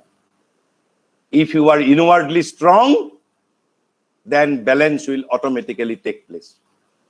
If you are not interlinked, if there is no alignment in your external and internal life, then accident will inevitably take place. So answer is constant inner growth. Constant inner growth and the harmony between inner stream of life and the outer stream of life. Harmony between inner stream of life and outer stream of life. Constant inner growth. These are the answers. Thank you so much, sir. So there's another question. Sir, he asks, sir, what is the relationship between ego and superego? So how do you define these words? I think ego and superego, I have not heard about superego. Ego is ego. Maybe the extreme state of ego may be called as superego. But ego is basically ego. What is ego? Ego is strong I-ness, separated from the entire world. Only I exist. I am Diganta Biswa Sharma. I am separated from the world. I am separated from the world. So ego is this separative consciousness. And what is the meaning of separative consciousness? Which separates me from the cosmic consciousness. That I am a separate being. Vanity, all these things are the results of ego consciousness. Even the depression, the main protagonist of depression is our ego. We have to replace ego by our inner soul. So ego was a helper up to a certain state of certain stages of our evolution. But after a certain stage, it becomes a bar. So I have not heard about superego. So superego may be the extreme form of ego. Thank you so much, sir. So there's also a question I want to ask you, sir. What happens is during these trying times, during these stressful times, do you think it is very necessary for us to practice meditation? At least, we devote at least a bit of our time towards meditation in the entire day. You are correct, but I am not very much. I'm not very much obsessed with the mechanical meditation. But what you need, you must have a faith in you that I have a purpose in life. That is why I am born. I have a purpose, even like Mahatma Gandhi, even like Sachin Tendulkar, even like Leonardo da Vinci. And all 700 crores people of world have their own distinct purpose in life. If you have constant faith in a divine purpose of your life, if you have constant faith in your inner divinity, you are constantly connecting with your inner divinity, then I think there will be no problem. Everything will be solved. So you must have a unfailing faith in your own life, in the purpose of your life, because you have a purpose. You have a great purpose in your life for why you are being sent to this earth. You must have an insatiable thirst for progress, a constant faith in inner divinity, constant faith in your inner guru, and constantly connecting with your inner guru. That is all Sir, I can say. Thank Yes. you so much, sir. Sir, like on this note, there is another question by Ms. Kavyashri Fukun. So she asks, how exactly do we realize ours a purpose, the purpose for which we are born onto this earth? How do we realize that? I have already, because there is a stage. Eventually, if you sincerely ask these three questions, if you sincerely start to ask these three questions, then automatically you will be answered, because fourth age is Kal, time period. Before time, you will not get the answer. You have to have perseverance. You have to have patience. So the first step, asking three questions. Why am I here? What is the purpose of my life? What exactly do I want to achieve in this life? If I am sincere and honest in my seeking, in this aspiration, I will be answered by my inner guru in appropriate time. And this appropriateness of time will be decided by him alone. Thank you so much, sir. I thank you so much for such a wonderful session. And I'm glad, I'm very sure that each one of us has been benefited from your words of wisdom. Thank you so much, sir. So moving forward now, we will have the speech by our guest of honor. Today's guest of honor is Professor Aparajita Borkotoki, ma'am. She was the former head of the Department of Zoology, Guwahati University, as well as she was the Dean, Faculty of Sciences of Guwahati University. Ma'am, I request you to kindly unmute yourself. Aparajita ma'am, can you hear me? বাইদেউ unmute কৰি লওক আপুনি অপৰাজিতা বাইদেউ unmute কৰিব লাগিব বাইদেউ জানা নাই বাইদেউ আনমিউট বাইদেউ আপোনাৰ ভইচটো অহা নাই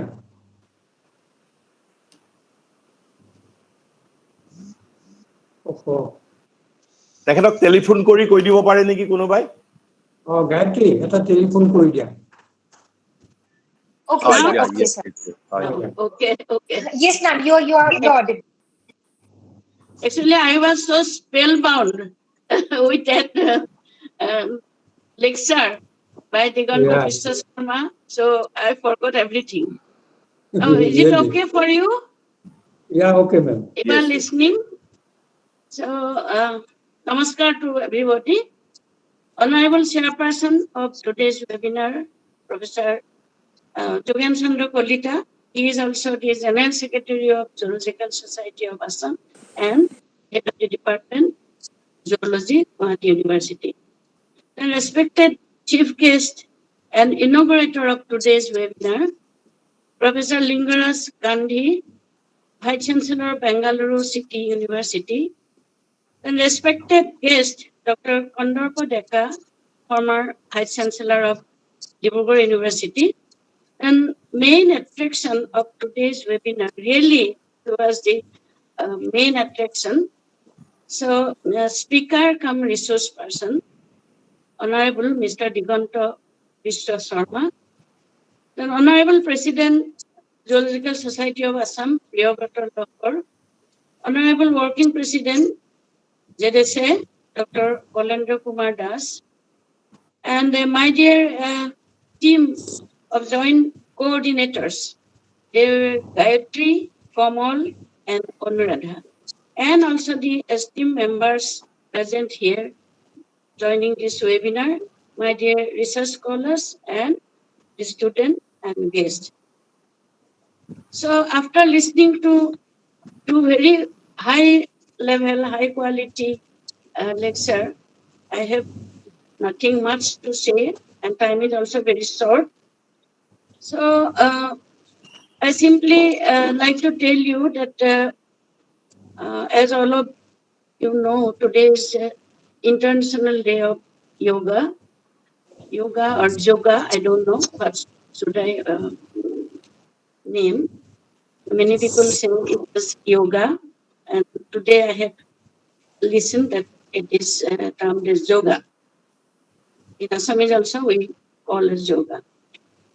And as already you know that it is defined as a spiritual discipline. One of the spiritual disciplines is yoga, and it is a interlinking of body and mind, as he has very nicely, Diganta has very nicely explained about all these things.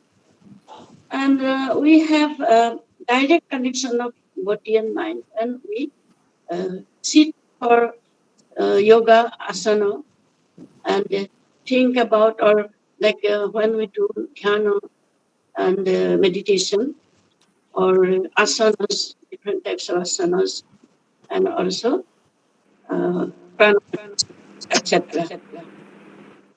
So all of us now, it is a known fact that it gives us quite a lot of benefits to our body, to our mind, and as a whole, the well-being of us.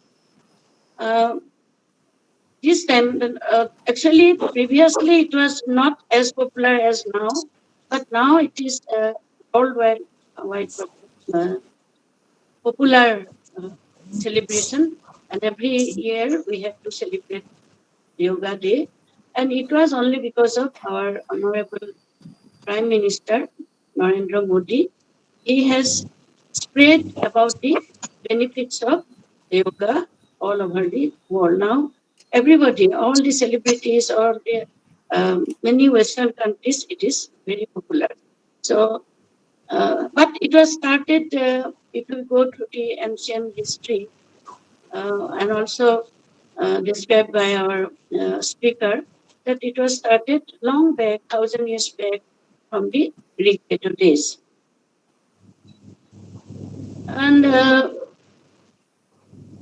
in between, it was not that popular now, but everybody knows about yoga. So it is very good because it gives all benefits to, as a whole, what is our inner self, what is our different types of organs, not only the inner self, but the, because I think it is just like a scientific, it has got certain scientific side also. And that is why if we practice yoga regularly, then there is no problem in our inner organs like liver, like lungs, heart, pancreas, anything.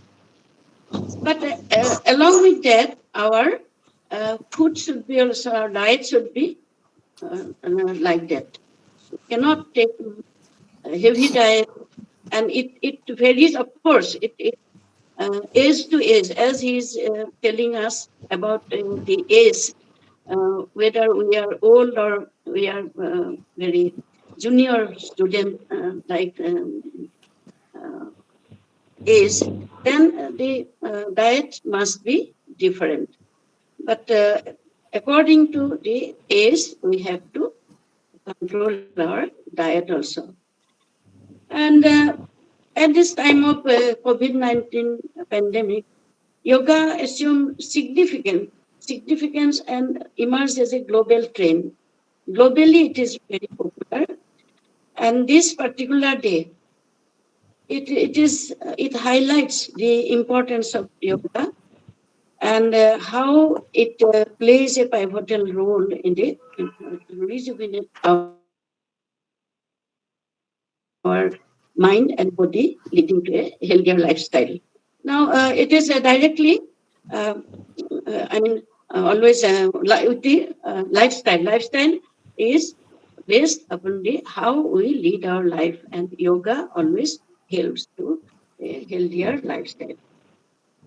And apart from the physical and mental relaxation, it gives strength and resilience, then especially energy. When one is always practicing yoga, then he has got extra type of energy. And that I got myself, because I used to do practice yoga before. I mean, during my 40 plus age, and that time I had quite a lot of energy. Now also I practice little bit, but it is gradually it is coming down. But still I practice yoga, and also I work. So I never feel so much of have the sufficient energy in comparison to my age. So these are the benefits of yoga. Yoga is a very, very beneficial system, which is linked to our culture also. In Indian culture, yoga is as already I have mentioned, it is from very ancient age, and still it is going in, still it is popular, and it will be popular more and more. And I hope our students will be, they will take this yoga as a regular practice, and then their mind will be also free, and they feel something very fresh inside. They can study, they can do different works, they can play. So with yoga, they will get freshness and a healthy mind and a healthy body, and they are free from different types of these diseases, especially during this pandemic, COVID-19. We are inside our house, we cannot go out. So everybody can practice some different types of asanas, and they will feel healthier. So I should not make my speech longer, because already we have listened to a very, very beautiful and very interesting and useful lectures from two of a very great person. And I'm very happy that today I was also invited.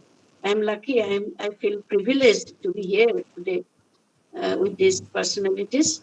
And for that, I offer my thanks to Zoological Society of Assam, all the organizers, and especially to Professor Jogen Kolita. And I offer my thanks to all of you. Be happy, do practice yoga, and even away from your other jobs, you can practice yoga for your well-being. This is the theme of this year's Yoga Day. Thank you so much. Thank you so much, ma'am, for being with us today as well as inspiring us throughout. May I now request Shri Priyabrata Lohkar sir, who is the president of Zoological Society of Assam. Sir, are you there with us? May I request you to kindly unmute yourself and deliver your speech. Thank you. Respected Vice Chancellor, Bangalore City University, Professor Lingaraj Gandhi, respected Diganta Vishwakarma, it is resource person and speaker, respected Chief Guest, Dr. Aparajita Patogi, Chairman of this webinar, Professor Jogen Kolita, ZSS Working President, Dr. B.K. Das, and many other respected guests, including Professor K.K. Deka, former Vice Chancellor, Divrugarh University. I'm really glad to listen to Dr. Sharma, Mr. Sharma. It's a very nice lecture. So one thing comes to my mind now, that had I listened this talk a few years back, I would have been a different person. Because at one time, I was attracted to Vivekananda's, this actress Ramade came to Lakhimpur at one time, in the 73 or 74 like that. I exactly forgot. At that time I was a lecturer in North College. He met me and request me just as well, can you be our practitioner or the promoter of their thoughts, development of thoughts and all that. And I said, yes, okay, I can go. No problem. Then he asked me all details of my family background. As I am the eldest son of my family, he said, no, you have much more responsibility to your father and mother. So you cannot go, leaving them aside. So that way, my life is not guided to that side. And again, I don't think that I am old now. Though I was 73, now I'm 74. Recently, I learned Japanese language and I passed this A1 certificate, 6 months course, conducted by this KK Handy State University. And now I'm also trying now to learn one more language if I can. Particularly these our regional languages, this is Bodo or missing. If the university provides the opportunity for some organization like Sahitya or other can arrange a class for that, I'm going to learn that. So that way, that some new things, new concepts are coming in my mind, new things are learning there. And in that case, as you said that Sarma, I am not old. I'm Yes. young. I'm young. And that philosophy, that mindset should be inculcated amongst us, amongst our teachers, amongst the students, so that they can pursue a better life, better individual to the society and for the other people. And I'm thank you very much for giving us such an opportunity to our students, friends, scholars, and our Jivan Kulkar is there, and DK Das is there. They will say something. Thank you very much once again for organizing this seminar. Thank you. Thank you so much, sir. I bow down to you for your untowering spirits, even at this age. You are definitely not old, and you are going to support us in all the webinars, in all the coming webinars. Thank you so much, sir, for being with us today. May Sure, I sure. now Thank you. request, thank you, sir. May I now request Dr. Balendra Kumar Das, sir, who's the working president of Zoological Society of Assam. Sir, kindly unmute yourself and please enrich us with your words of wisdom. Good afternoon, everyone. It's a great pleasure and privilege for me to be here. Respected Vice Chancellor of Bangalore City University, our dear old friend, Professor Lingaraja Gandhi, an eminent academician who is not nationally but internationally renowned. Our own Dean of Faculty of Science of Guwahati University and former HOD, Dr. Aparajita Borkotoki Baidu. Most respectable HOD and today's chairperson of this session, Professor Yogen Chandra Kolita, my dear brother, who is the guiding spirit of all these movements, whatever is taking place.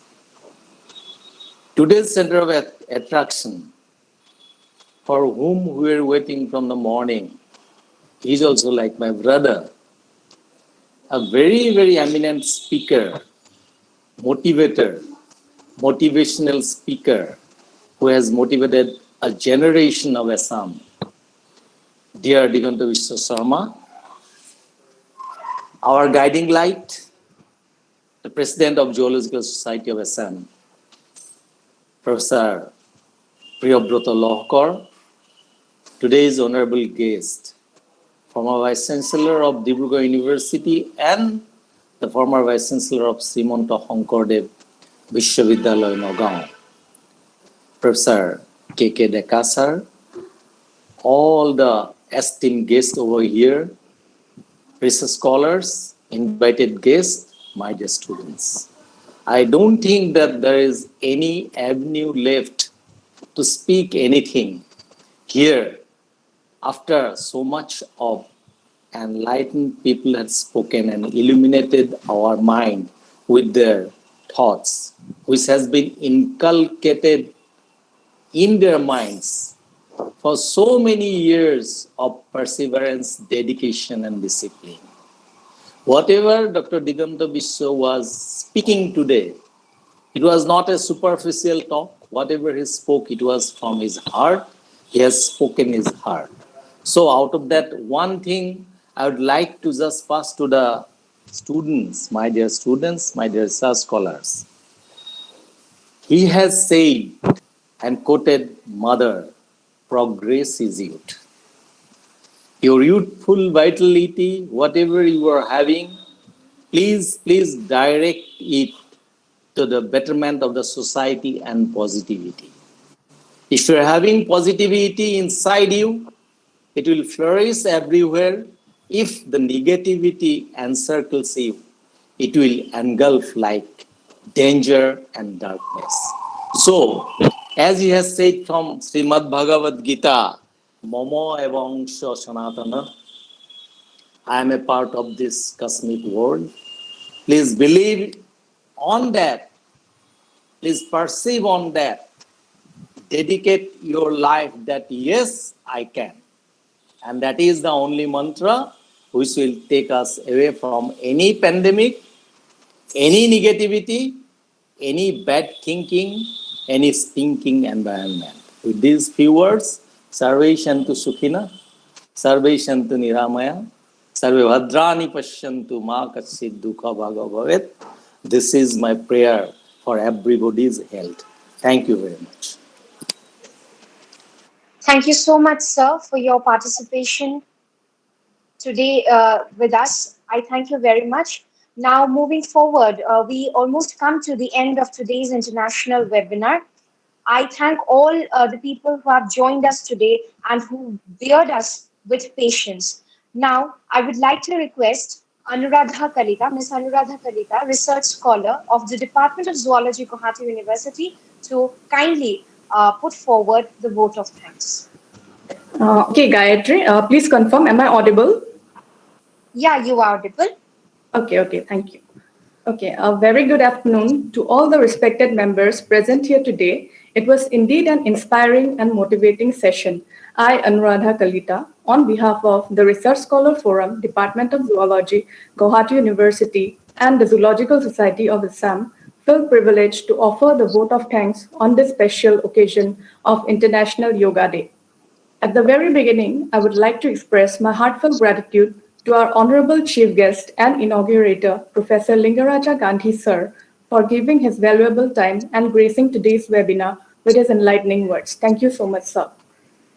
I would like to convey my special thanks to our distinguished resource person cum speaker, respected Shri Diganta Biswa Sarma sir, for his highly inspiring and motivating session, which will indeed help us build our future, empowering ourselves and become competent human beings.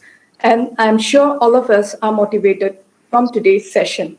Looking forward for more of your motivational talks in the future. Thank you, sir, for this wonderful session. Next, I would like to thank our esteemed guest of honor, Professor Aparajita Borkotoki ma'am, former head of Department of Zoology, as well as the Dean of Faculty of Science, Guwahati University, for her gracious presence and such encouraging words. Thank you so much, ma'am. I am also very much thankful to our respected invitees, Dr. Kalpana Barua ma'am, Joint Director, Health, Government of India, Professor Kandarpa Kumar Deka sir, former Honorable Vice Chancellor of Dibrugarh University, and Srimanta Shankardev University, Nagaon. Professor Amalesh Datta sir, former Professor, Department of Zoology, Guwahati University, for their presence here today and enlightening today's occasion. I am also very much thankful to respected Shri Priyabhrata Lahkar sir, President of the Zoological Society of Assam, and Dr. Balendra Kumar Das sir, Working President of Zoological Society of Assam, for being here today and who have always been so encouraging and supportive every time. I would like to express my profound gratitude to the head, Department of Zoology, Guwahati University, and the General Secretary of the Zoological Society of Assam, Professor Jugen Chandra Kalita sir, for his constant encouragement and support, without whom this event would not have been possible. And I'm sure under your guidance, we will achieve great heights in the coming years. Thank you so much, sir. I would like to thank Ms. Tribeni Bujra Barwa of MSc 4th SEM, Department of Zoology, Guwahati University, for her beautiful performance in today's program. Also, I would like to thank the members of the organizing committee, Dr. Jyotishmita Das ma'am, Juganta Jyoti Das, Gayatri Hazarika, Kamal Adhikari, Shankranti Devi, Keshav Jyoti Bora, Hirak Jyoti Bhorale, Rajashri Deka, and all the research scholars of the Research Scholar Forum, Department of Zoology, Guwahati University, and the members of the Zoological Society of Assam for their constant hard work in making this webinar a grand success. Finally, I would like to thank all the invitees and the participants from various organizations and institutions for attending this webinar. Thank you so much for your cordial cooperation. My sincere apologies if I have missed out any names. Once again, I thank you all. Thank you so much. Thank you.